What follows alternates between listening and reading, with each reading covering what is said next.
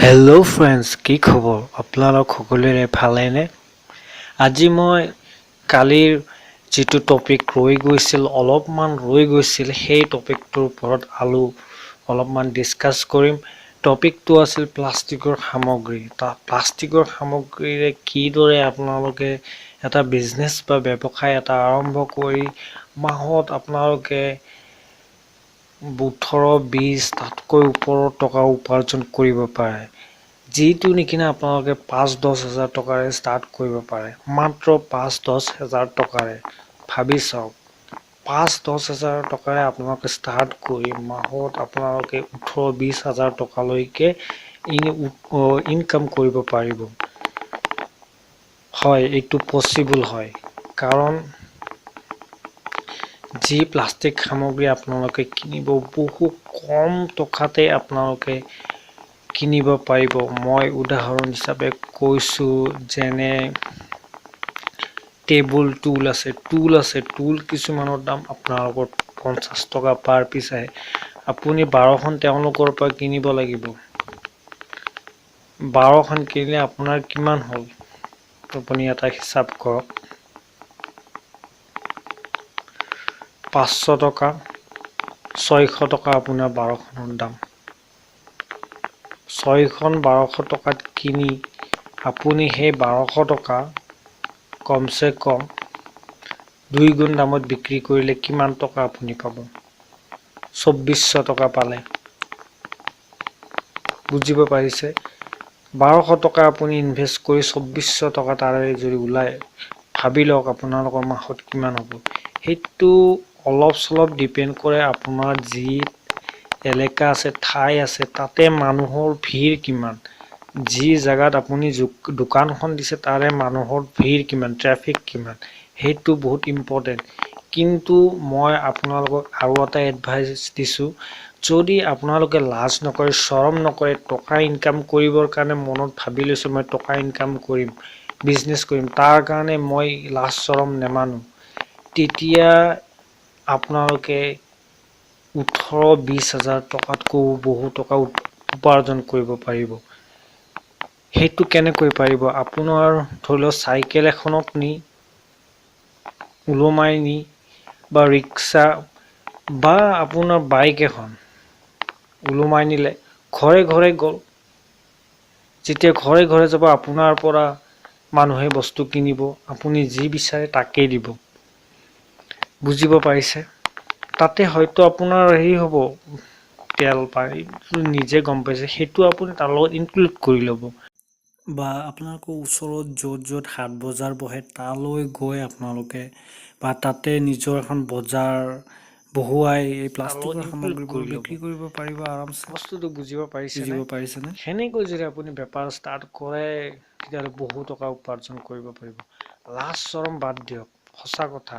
দুনিয়াত আজিলৈকে যোনে লাজ চৰম এইবিলাক নোহোৱা কৰি চলিছে, সেইবিলাক মানুহে মানে উন্নতিৰ শিখৰত আছে। সেইটো সঁচা কথা। তাৰে মই উদাহৰণ আপোনালোকক নিদিওঁ, আপোনালোকে সকলোৱে জানে। মই ইমান বহল নকৰোঁ মোৰ টপিকটো, এইটো কথা বুজি লওক। সেইকাৰণে কৈছোঁ, বিজনেছ কৰক, বেপাৰ কৰক। এদিনতে কোনোদিনো আপোনাৰ ছাকচেছ নাই। সকলো কৰ্মই এনেকুৱা, এদিনত কোনোদিনো সফল হ'ব নোৱাৰে। লাহে লাহে সফল হ'ব। লাহে লাহে সফল হ'ব। সেইটোৱেই হৈছে আচল কথা।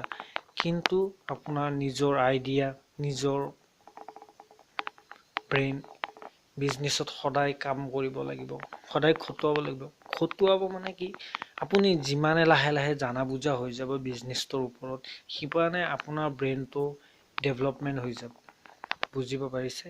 সেইটো কথা কৈছোঁ। ষ্টাৰ্ট কৰক, কম টকাৰে ষ্টাৰ্ট কৰক। কাৰণ বেছি টকা ইনভেষ্ট কৰিলে আপোনালোকৰ সেই বিজনেছ, মই কথা এটা কৈছোঁ, বেছি টকা ইনভেষ্ট কৰি পেলালে, লছ হৈ গ'ল, সেইটো নহয়। কিন্তু বেছি টকা যদি ভাবি আছে মই ইমান টকা খৰচা কৰি দিম, যদি মই একো লাভ নাপাওঁ, মোৰ যে এনেই ৱেষ্ট যায়, তেতিয়া মই কি কৰিম? সেইকাৰণে কৈছোঁ, কম টকাৰে এই ব্যৱসায়টো ষ্টাৰ্ট কৰিব পাৰি। 5-10 হাজাৰ টকা মোৰ হিচাপত বহুত টকা নহয় ব্যৱসায় এটা ষ্টাৰ্ট কৰাৰ কাৰণে। তেতিয়া সেইটো বুজি লওক আপোনালোকে, 5-10 হাজাৰ টকাৰে ষ্টাৰ্ট কৰক। মই কৈছোঁ আপুনি ছাকচেছ হ'বই। মনটো কোনোদিনো একদম পাতল কৰি নিদিব বোলে মই একো কৰিব নোৱাৰিম, সেনেকুৱা কোনোদিনো নাভাবিব। সদায় ভাবিব মই কিবা এটা জীৱনত কৰিম, মোৰ লক্ষ্য মই কিবা এটা কৰিহে দেখুৱাম। এইটো সদায় এটা মটিভ ৰাখিব, আৰু মই যিটো বিজনেছ কৰিছোঁ সেইটো মই কৰিহে চাৰিম, ইয়াক মই বহুত ওপৰলৈকে লৈ যাম।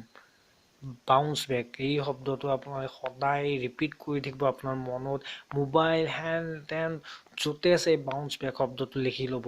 তেতিয়া চাব সোনকালে আপোনাৰ ছাকচেছটো আহিব। ইতিহাস সাক্ষী আছে, যিবিলাক মানুহে কোনোদিনো মানে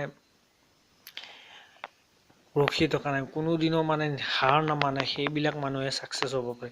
যিদিনা আপুনি মনেদি হাৰ মানিব সেইদিনাও ছাকচেছ শেষ। যিদিনালৈকে আপুনি মনেদি নাভাবে সেইদিনালৈকে আপোনাৰ ছাকচেছ হ'বই।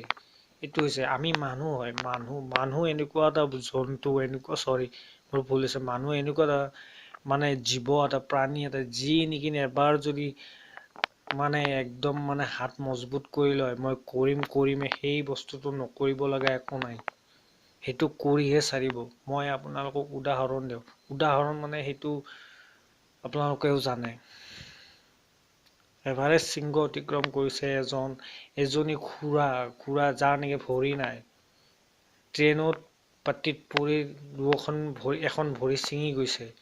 সেই ছোৱালী এজনীয়ে এভাৰেষ্ট শৃংগ অতিক্ৰম কৰিছে নিজৰ মনোবলেদি।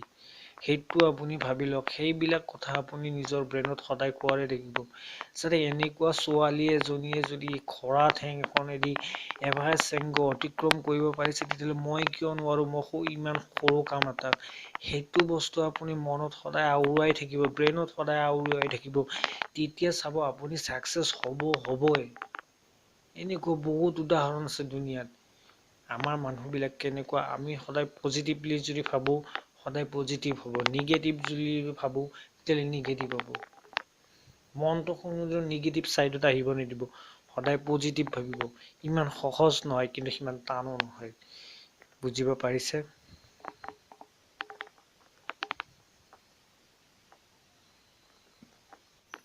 ফ্ৰেণ্ডছ, বহু বকিলোঁ, কিন্তু এতিয়া আচল টপিকলৈ আহোঁ। যিটো আমাৰ মুদ্দা আছিল, সেই টপিকটো আলোচনা কৰোঁ, প্লাষ্টিকৰ সামগ্ৰী। আহক, কি দাম দৰ সেইটো আলোচনা কৰোঁ, দেখুৱাওঁ আপোনালোকক। এইটো কাপ হৈছে আপোনাৰ 40 টকা।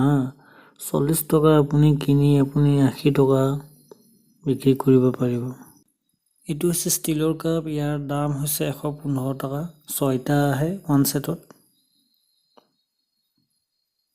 এইটো হৈছে টিফিন বক্স, 5টা কিনিব লাগিব 80 টকাত।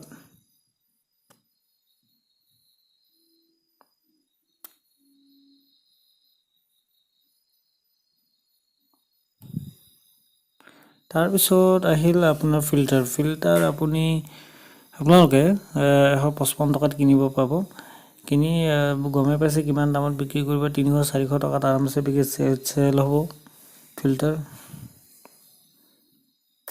তাৰপিছত এইটো গম পাইছে, এইযোৰ প্লাষ্টিকৰ হয়।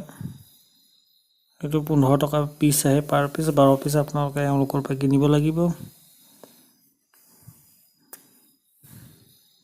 তাৰপিছত এইটো হৈছে 16 টকা পিচ, 12 পিচ কিনিব লাগিব।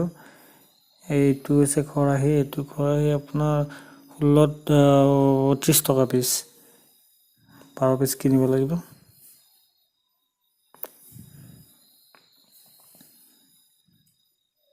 আৰু এইবিলাক আপুনি ৰিটেইলাৰতো কিনিব পাৰে, এইটো 10 টকা পিচ হয়,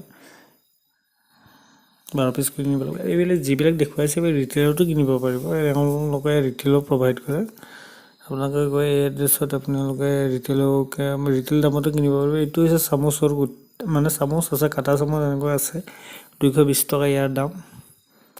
400-500 টকাত বিক্ৰী কৰিব পাৰিব। 12 পিচ কিনিব লাগে। আপোনাৰ এইটোতো হৈছে 10 টকাকৈ পৰে, 120 টকা হ'ব। এইটো হৈছে আলু কটা আলু কটা একেবাৰে ইয়াৰ বেছি দাম নহয়, ইয়াৰ 84 হৈছে, 12 পিচ কিনিব লাগিব। তাৰপিছত চামুচ হৈছে, এইটো চামুচ অলপ ষ্টাইলিছ, অলপ এনেকৈ আছে, ফুল চুল অঁকা আছে, এইটোৰ দাম 30 টকা আহে, বাৰ পিছত এইটো 50 টকা 60 টকাত বিক্ৰী কৰিব পাৰিব আৰু এইটো হৈছে 20 টকা, এইটো 40-50 টকাত বিক্ৰী কৰিব পাৰিব।